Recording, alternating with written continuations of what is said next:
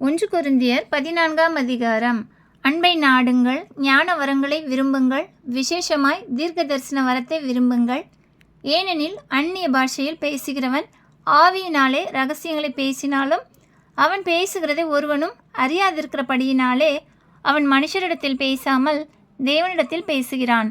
தீர்க்க தரிசனம் சொல்கிறவனோ மனுஷருக்கு பக்தி விருத்தியும் புத்தியும் ஆறுதலும் உண்டாகத்தக்கதாக பேசுகிறான். அந்நிய பாஷையில் பேசுகிறவன் தனக்கே பக்தி விருத்தி உண்டாக பேசுகிறான். தீர்க்க தரிசனம் சொல்கிறவனோ சபைக்கு பக்தி விருத்தி உண்டாக பேசுகிறான். நீங்கள் எல்லாரும் அந்நிய பாஷைகளை பேசும்படி விரும்புகிறேன். ஆகிலும் அந்நிய பாஷைகளில் பேசுகிறவன் சபைக்கு பக்தி விருத்தி உண்டாகும்படிக்கு அர்த்தத்தையும் சொல்லாவிட்டால் தீர்க்க தரிசனம் சொல்லுகிறவன் அவனிலும் மேன்மை உள்ளவன். ஆதலால் நீங்கள் தீர்க்க தரிசனம் சொல்லுகிறவர்களாக வேண்டுமென்று அதிகமாய் விரும்புகிறேன். மேலும் சகோதரரே, நான் உங்களிடத்தில் வந்து உங்களுக்கு இரகசியங்களை வெளிப்படுத்துவதற்காவது அறிவு உண்டாக்குவதற்காவது தீர்க்க தரிசனத்தை அறிவிக்கிறதற்காவது போதகத்தை போதிக்கிறதற்காவது ஏதுவானதை சொல்லாமல் அந்நிய பாஷைகளில் பேசினால் என்னாலே உங்களுக்கு பிரயோஜனம் என்ன?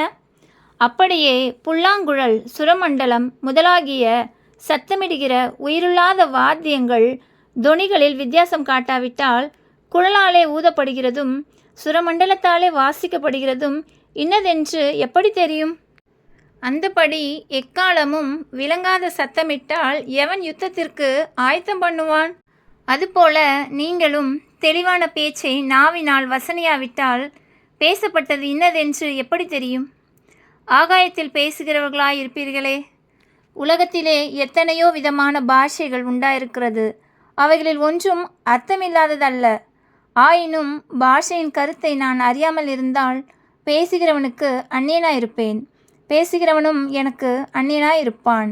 நீங்களும் ஆவிக்குரிய வரங்களை நாடுகிறவர்கள் ஆனபடியால் சபைக்கு பக்தி விருத்தி உண்டாகத்தக்கதாக அவைகளில் தேரும்படி நாடுங்கள்.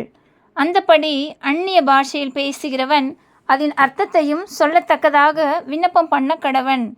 என்னத்தினால் எனில், நான் அந்நிய பாஷையில் விண்ணப்பம் பண்ணினால் என் ஆவி விண்ணப்பம் பண்ணுமே அன்றி என் கருத்து பயனற்றதாக இருக்கும். இப்படி இருக்க செய்ய வேண்டுவதென்ன? நான் ஆவியோடும் விண்ணப்பம் பண்ணுவேன், கருத்தோடும் விண்ணப்பம் பண்ணுவேன். நான் ஆவியோடும் பாடுவேன், கருத்தோடும் பாடுவேன். இல்லாவிட்டால் நீ ஆவியோடு ஸ்தோத்திரம் பண்ணும்போது கல்லாதவன் உன் ஸ்தோத்திரத்திற்கு ஆமேன் என்று எப்படி சொல்லுவான்? நீ பேசுகிறது இன்னதென்று அவன் அறியானே. நீ நன்றாய் ஸ்தோத்திரம் பண்ணுகிறாய், ஆகிலும் மற்றவன் பக்தி விருத்தி அடைய மாட்டானே. உங்கள் எல்லாரிலும் நான் அதிகமாய் பாஷைகளை பேசுகிறேன். இதற்காக என் தேவனை ஸ்தோத்தரிக்கிறேன். அப்படி இருந்தும் நான் சபையிலே அந்நிய பாஷையில் 10,000 வார்த்தைகளை பேசுகிறதிலும் மற்றவர்களை உணர்த்தும்படி என் கருத்தோடே 5 வார்த்தைகளை பேசுகிறதே எனக்கு அதிக விருப்பமாய் இருக்கும்.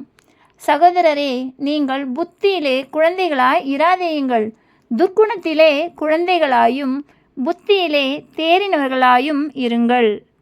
மறுபாஷைக்காரராலும் மறு உதடுகளாலும் இந்த ஜனங்களிடத்தில் பேசுவேன், ஆகிலும் அவர்கள் எனக்கு செவி கொடுப்பதில்லை என்று கர்த்தர் சொல்கிறார் என்று வேதத்தில் எழுதியிருக்கிறதே. அப்படி இருக்க அந்நிய பாஷைகள் விசுவாசிகளுக்கு அடையாளமாய் இராமல் அவ்விசுவாசிகளுக்கு அடையாளமாயிருக்கிறது. தீர்க்க தரிசனமோ அவ்விசுவாசிகளுக்கு அடையாளமாய் இராமல் விசுவாசிகளுக்கு அடையாளமாயிருக்கிறது.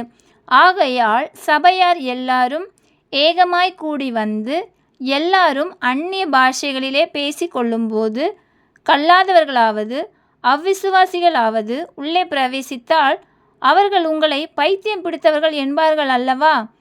எல்லாரும் தீர்க்க தரிசனம் சொல்லுகையில் அவ்விசுவாசி ஒருவன் அல்லது கல்லாதவன் ஒருவன் உள்ளே பிரவேசித்தால் அவன் எல்லாராலும் உணர்த்துவிக்கப்பட்டும் எல்லாராலும் நிதானிக்கப்பட்டும் இருப்பான். அவனுடைய இருதயத்தின் அந்தரங்கங்களும் வெளியரங்கமாகும். அவன் முகங்குப்புற விழுந்து தேவனை பணிந்து கொண்டு தேவன் மெய்யாய் உங்களுக்குள்ளே இருக்கிறார் என்று அறிக்கையிடுவான். நீங்கள் கூடி வந்திருக்கிற போது உங்களில் ஒருவன் சங்கீதம் பாடுகிறான், ஒருவன் போதகம் பண்ணுகிறான், ஒருவன் அந்நிய பாஷையை பேசுகிறான், ஒருவன் இரகசியத்தை வெளிப்படுத்துகிறான், ஒருவன் வியாக்கியானம் பண்ணுகிறான். சகோதரரே, இது என்ன?